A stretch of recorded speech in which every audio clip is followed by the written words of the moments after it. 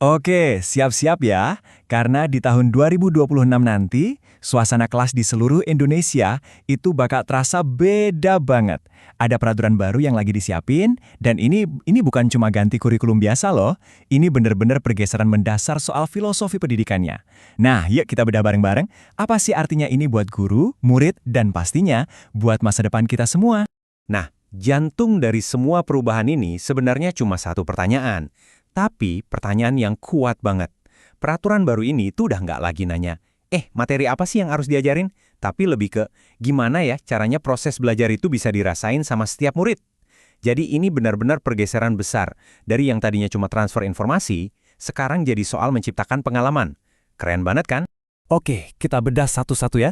Prinsip yang pertama, berkesadaran. Gimana tuh maksudnya? Coba deh bayangin seorang murid. Dia belajar rumus fisika bukan sekedar buat hafalan ujian, tapi dia benar-benar paham. Oh, rumus ini tuh ternyata bisa ngejelasin kenapa ketapel yang aku mainin bisa melontar jauh. Dia jadi tahu kenapa dia belajar. Nah, itu dia intinya. Kalau tujuannya udah jelas, motivasinya pasti datang dari dalam diri sendiri. Dan akhirnya jadi pembelajar yang aktif dan mandiri. Terus yang kedua, ada bermakna. Nah, kita semua pasti pernah kan dengar murid nanya, "Bu, Pak, ini gunanya buat apa sih di kehidupan nyata?" Nah, prinsip ini jawabannya. Jadi belajar matematika itu bukan lagi soal angka-angka pusing di kertas, tapi soal gimana caranya ngitung diskon pas belanja atau bikin rencana anggaran jajan. Pengetahuan itu jadi kayak alat bantu, bukan sekedar sesuatu yang dihafal. Disitulah letak bermaknanya. Dan yang terakhir, tapi ini penting banget, menggembirakan. Ide ini tuh kayak mau mendobrak mitos kalau belajar itu harus kaku, serius, dan ngebosenin. Enggak, justru sebaliknya, kelas itu harusnya jadi tempat yang positif, penuh tantangan, tapi yang seru, dan pastinya nyenengin, ya kan? Jujur aja deh, rasa gembira itu kan bahan bakar paling ampuh buat bikin kita penasaran. Oke, jadi kita akan lihat filosofinya. Terus gimana cara merancang pelajarannya, cara menghidupkan kelas, gimana refleksinya, dan yang paling penting, kenapa sih ini semua penting banget? Oke, kita masuk ke bagian pertama, merancang pelajaran. Jadi gini, peraturan baru ini mau menegaskan kalau pembelajaran yang keren itu nggak terjadi gitu aja, bukan kebetulan, tapi benar-benar harus dirancang. Perencanaan itu bukan lagi sekedar ngisi formulir administrasi yang tebal, tapi lebih ke gimana kita mendesain sebuah pengalaman belajar yang kreatif. Prosesnya dibikin simple kok, cuma ada 3 langkah utama. Pertama, tentuin dulu tujuannya. Kita mau anak-anak bisa apa sih? Kedua, rancang perjalanannya. Gimana cara kita sampai ke tujuan itu? Dan ketiga, cek pemahaman. Gimana caranya kita tahu kalau murid udah paham, bahkan di tengah-tengah prosesnya. Simple, logis, dan fokusnya benar-benar ke gimana murid belajar, bukan cuma gimana guru mengajar. Nah, jadi poin pentingnya di sini nih, setiap RPP atau rencana pelajaran sekarang harus dengan sadar dirancang buat mewujudkan 3 prinsip tadi, berkesadaran, bermakna, dan menggembirakan.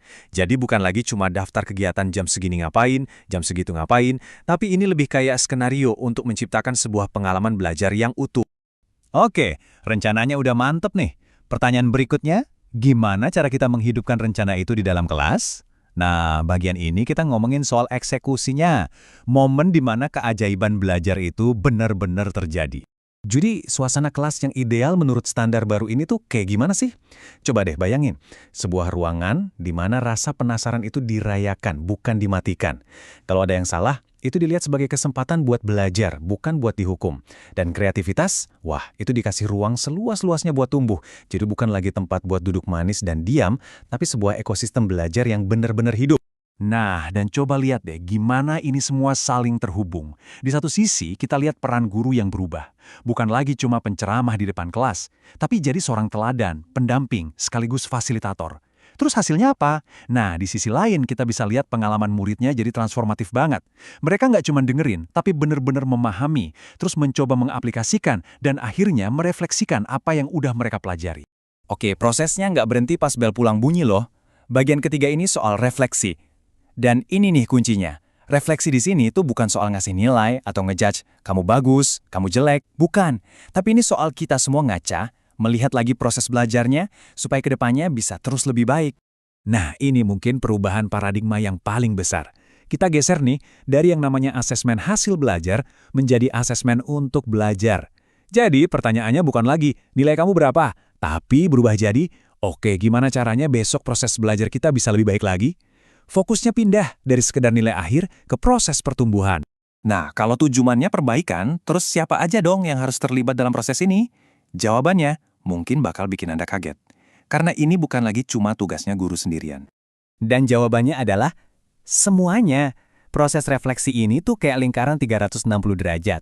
Ada refleksi dari gurunya sendiri, ada masukan dari teman sesama guru, ada juga dukungan dari kepala sekolah. Tapi yang paling revolusioner tuh ini, masukan dari murid. Yap, suara mereka sekarang jadi bagian resmi dari proses perbaikan. Ini benar-benar sebuah terobosan loh.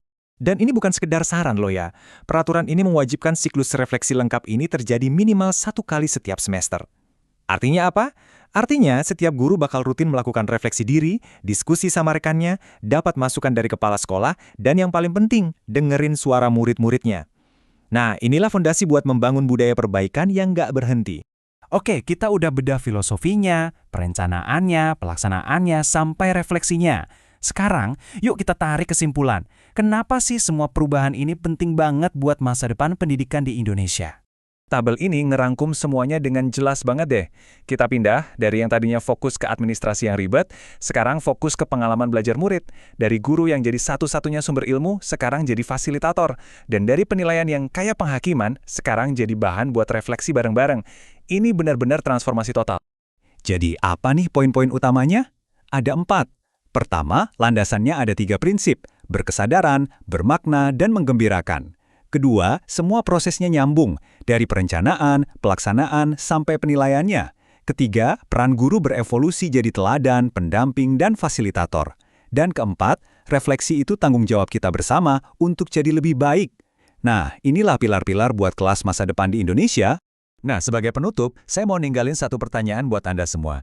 Nggak peduli Anda seorang guru, orang tua, atau bahkan murid sekalipun, coba pikirkan gimana caranya Anda bisa membawa salah satu dari prinsip ini, mau itu berkesadaran, bermakna, atau menggembirakan, ke dalam kegiatan belajar Anda mulai besok.